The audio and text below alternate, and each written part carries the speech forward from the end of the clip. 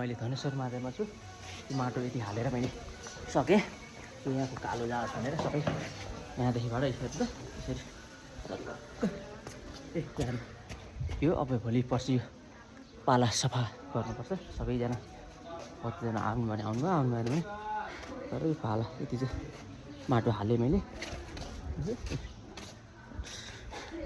जय शम्भो हर हर महादेव। शिवरात्रिमा चाहिँ अब भोजन प्रसादी हुन्छ, आउनु होला 3 गते। हजुरहरू पनि आएर यसो सेवा गर्न सक्नुहुन्छ यसो कसैले मन्दिरको लागि। अब यहाँ सफाइ गर्नु पऱ्यो भनेर चाहिँ म लागिपरेको छु।